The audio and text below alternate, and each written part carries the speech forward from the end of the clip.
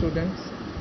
Today we are going to start a new exercise 2.8. आज हम इसका क्वेश्चन नंबर 1 करेंगे जिसमें 3 questions given हैं. Question number 1 is saying rationalize the denominators of the following. ये हमें fractional value दी हुई हैं और इसमें जो denominator है उसको हमने rationalize करना है. So we should know that what is rationalize or rationalization.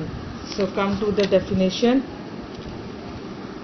In our book they said that the process of changing this term into an expression which does not have a term with radical sign in the denominator is called rationalization. यहाँ पे ये हमें बता रहे हैं कि जो वो प्रोसेस जिसमें हम इस तरह की जो वैल्यू गिवन है इसको ऐसे एक्सप्रेशन में चेंज कर दें, ऐसी वैल्यू में कि जिसमें रेडिकल साइन इन्वॉल्व ना हो. ये जो रूट का साइन है ये रेडिकल साइन कहलाता है. ठीक है, तो ये रेडिकल साइन जो है ये अगर जो है इसको रिमूव कर देना डिनोमिनेटर में से वो रैशनलाइजेशन कहलाता है या रैशनलाइज कराना कहलाता है. ये फ्रैक्शन है, फ्रैक्शन में ऊपर वाली वैल्यू को हम न्यूमिनेटर और नीचे वाली वैल्यू को डिनोमिनेटर कहते हैं. डिनोमिनेटर में जो वैल्यू हमें दी हुई है वो बायनोमियल सर्ड है. ये बायनोमियल 2 वैल्यूज़ हैं और इसमें सेकेंड ऑर्डर का यहाँ पर हमारे पास सर्ड मौजूद है, यानी कि हमारे पास जो डिनोमिनेटर है उसमें ऐसी वैल्यू मौजूद है जिसमें रेडिकल साइन मौजूद है. तो हमने ये रेडिकल साइन को रिमूव करना है. अब इसको क्या करना है, किस तरह, बिल्कुल सीधा सादा सा प्रोसेस है. तो हम जल्दी से क्वेश्चन नंबर 1 की तरफ आते हैं. क्वेश्चन नंबर 1 जो है वो इसका दिया गया हुआ है. हमें रैशनलाइज करने को जो फ्रैक्शन दी है वो 1/2 प्लस स्क्वायर रूट 3 है. इस क्वेश्चन को सॉल्व करने के लिए पहले हमें ये फार्मूला जो है वो अच्छी तरह याद होना चाहिए. ये algebraic formula a² minus b² is equals to a minus b a plus b, यानी कि a माइनस b और a प्लस b का जो हमें प्रोडक्ट दिया अगर जो है वो दिया हो तो हम उसको इस कंडीशन में चेंज कर सकते हैं. ये फार्मूला इन क्वेश्चंस को सॉल्व करने से पहले आपको अच्छी तरह याद होना चाहिए. अब हम इस क्वेश्चन की तरफ बढ़ते हैं. इस क्वेश्चन को हम सॉल्व करते हैं तो हम यही वैल्यू दोबारा लिखते हैं. हमने लिखा 1/2 प्लस स्क्वायर रूट 3. अब हम इस वैल्यू को, इस फ्रैक्शन को जो डिनोमिनेटर है इसके कॉन्जुगेट से मल्टीप्लाई भी कराएंगे और डिवाइड भी कराएंगे. हम इस जो डिनोमिनेटर है इसके कॉन्जुगेट से जो मल्टीप्लाई और डिवाइड कराएंगे वो प्रोसेस रैशनलाइजिंग कहलाता है. और कॉन्जुगेट क्या चीज़ है, सादी सी बात है, जो भी ये वैल्यू दी हुई है बायनोमियल वैल्यू है जो हमें दी हुई है, जो इसका अगर प्लस साइन है तो माइनस साइन के साथ यही वैल्यू इसके कॉन्जुगेट कहलाएगी, यानी 2 माइनस स्क्वायर रूट 3 कॉन्जुगेट कहलाएगा 2 प्लस स्क्वायर रूट 3 का. और अगर यहाँ माइनस होता, 2 माइनस स्क्वायर रूट 3 होता तो उसका कॉन्जुगेट 2 प्लस स्क्वायर रूट 3 होता. ठीक है, तो ये हमने यहाँ पर सॉल्व किया. याद रखें ये मल्टीप्लाई भी कराया और डिवाइड भी कराया. और इस प्रोसेस को हम क्या कहते हैं,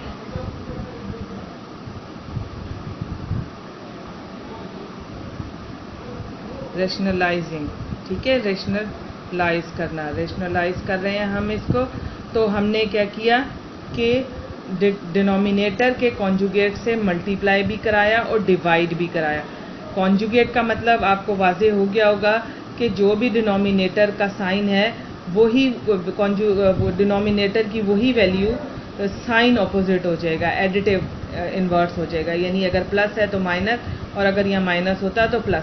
अब इस दोनों को, ऊपर वालों को आपस में मल्टीप्लाई कर देंगे और नीचे भी 1 से जिसको भी आप मल्टीप्लाई करो तो वो वही वैल्यू दे देता है. तो 2 माइनस स्क्वायर रूट 3 आ गया.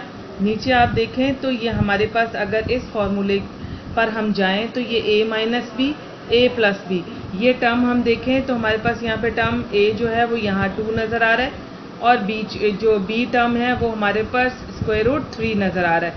और एक में प्लस और एक में माइनस है, तो यहाँ ये फॉर्मूला अप्लाई हो रहा है, यानी ए स्क्वायर माइनस बी स्क्वायर का। ए हमारे पास इस क्वेश्चन में 2 है और बी जो है वो स्क्वायर रूट 3 है। हमने सॉल्व करना शुरू किया। 2 माइनस स्क्वायर रूट 3, ये दोनों टर्म्स लाइक टर्म्स नहीं है, आपस में सॉल्व नहीं हो सकते, हम इनको प्लस माइनस नहीं कर सकते। लाइक टर्म्स वो होती हैं जो एक जैसी हो। ये रेडिकल वैल्यू है और ये जो है रेडिकल वैल्यू नहीं है, ये ठीक है। तो ये दोनों अनलाइक टर्म्स हैं, ये आपस में सॉल्व नहीं हो सकती। नीचे हमने सॉल्व किया, 2 का स्क्वायर आपने कर दिया 4 आ गया, माइनस स्क्वायर और स्क्वायर रूट एक दूसरे का इन्वर्स है, कट गया तो नीचे 3 आ गया। अब हमारे पास आगे आंसर आ गया 2 माइनस स्क्वायर रूट 3, दोनों को माइनस किया तो क्या आ गया 1। और अगर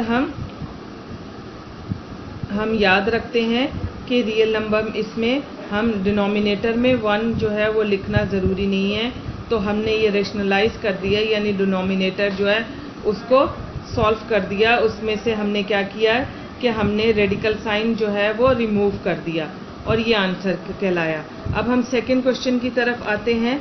सेकंड क्वेश्चन में भी जो है हमें एक फ्रैक्शनल वैल्यू दी हुई है। यहाँ पे हमें दिया हुआ है 1/3 माइनस 2 स्क्वायर रूट 2। याद रखो ये फर्स्ट टर्म इसका है और ये सेकंड, ये बायनोमियल वैल्यूज़ हैं। फर्स्ट वैल्यू इसकी फर्स्ट टर्म 3 है और सेकंड टर्म जो है वो 2√2 है, याद रखेंगे हमने यही क्वेश्चन दोबारा लिखना है।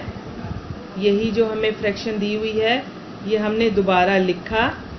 दोबारा लिखने के बाद हमने क्या किया, इसके कॉन्जुगेट से मल्टीप्लाई और डिवाइड कराएंगे।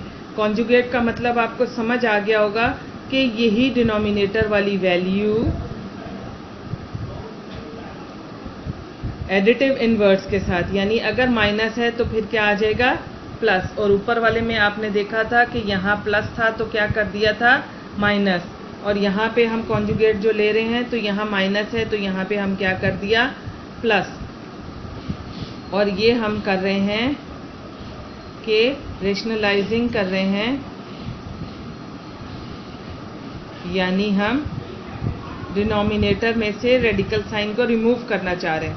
हमने ऊपर देखा 1 से ऊपर वाली दोनों वैल्यूज़ को मल्टीप्लाई कराया तो 3 + 2 स्क्वायर रूट 2 आ गया, जबकि नीचे सॉल्व कराने के लिए हमें फॉर्मूला लगाना पड़ेगा जो कि a square minus B square का है, यानी a माइनस बी और a प्लस बी। ठीक है, ये दोनों का प्रोडक्ट है, इससे फ़र्क नहीं पड़ता कि माइनस वाली पहले या प्लस वाली बाद में, या दोनों की मल्टीप्लिकेशन है तो फिर इस तरह से कोई भी पहले लिखी गई हुई हो सकती है वैल्यू। दोनों को मल्टीप्लाई कराएंगे अगर सेम वैल्यू हो और साइन अपोजिट हो, जैसे यहाँ पे a माइनस बी है और ये a प्लस बी है, दोनों सेम फैक्टर है मगर साइन क्या है अपोजिट है, तो हमने ये फॉर्मूला लगाया। यहाँ पे भी हमने देखा तो a हमारे पास 3 है और b हमारे पास 2 स्क्वायर रूट 2 है, a 3 b 2 स्क्वायर रूट 2, यानी same value with different sign, यानी जो इन्वर्स साइन है इनके एडिटिव इन्वर्स उसके साथ है।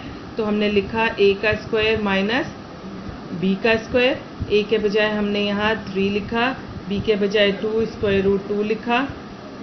जब हमने ऊपर लाजिम बात है सॉल्व किया तो वो वही वैल्यू आ जाएगी, क्योंकि दोनों अनलाइक टर्म्स हैं, सॉल्व नहीं हो सकता। यहाँ हमने 3 का स्क्वायर किया, 3 का स्क्वायर का आपको मतलब पता है कि 3 को 2 टाइम, यानी 3 को 3 से मल्टीप्लाई कर दिया तो 3 3 जा कितना आ जाएगा 9।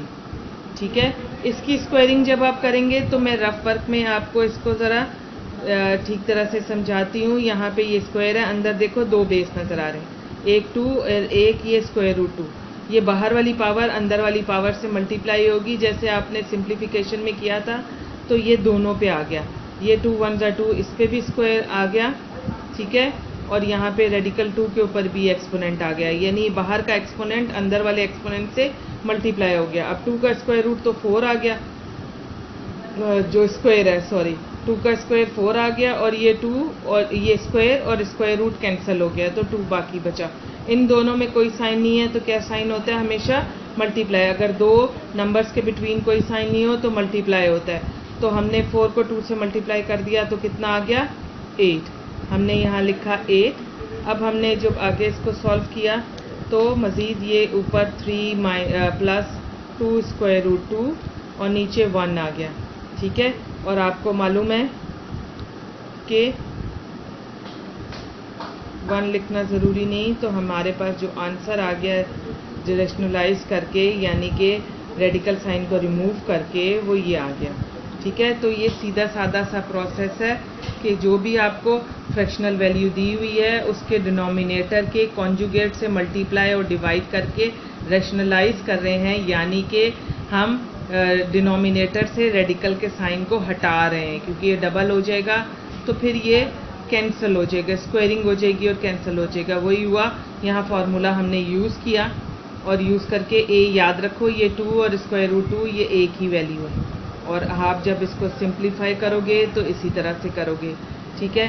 तो ये हमारे पास जो है वो सेकंड क्वेश्चन भी जो है वो सॉल्व हो गया।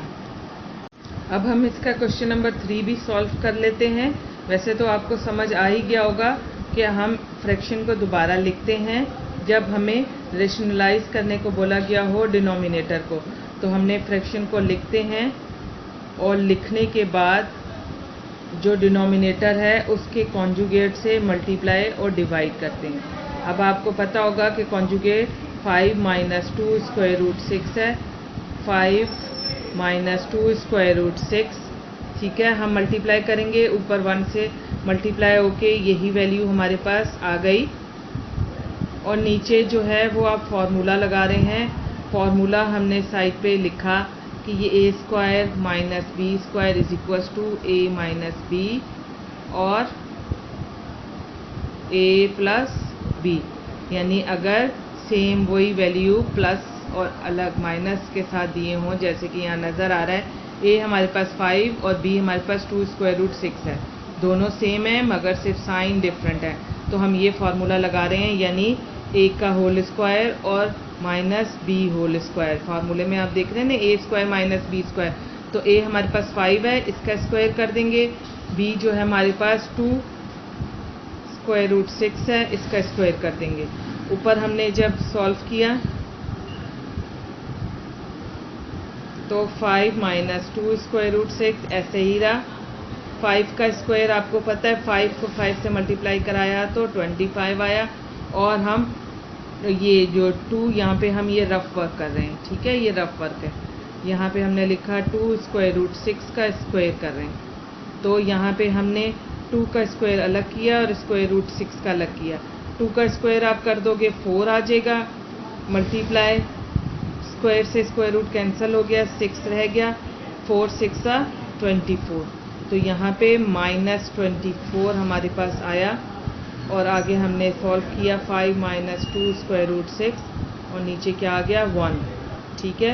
और 5 माइनस 2 स्क्वायर रूट 6 ये हमारा जो है वो सॉल्व कर लिया हमने, यानी जो हमें क्वेश्चन दिया था उसको हमने रैशनलाइज कर लिया, ठीक है। तो उम्मीद है बच्चों आपको ये क्वेश्चन नंबर 1 समझ आ गया होगा। क्वेश्चन नंबर 1 जो है वो एक्सरसाइज 2.8 के जो आगे के क्वेश्चंस हैं उनका एक अहम हिस्सा है, तो आप अच्छी तरह इसको प्रैक्टिस कीजिए और फिर हम जो है वो नेक्स्ट पीरियड जो हमारा नेक्स्ट टाइम होगा उसमें हम आगे के क्वेश्चन सॉल्व करेंगे।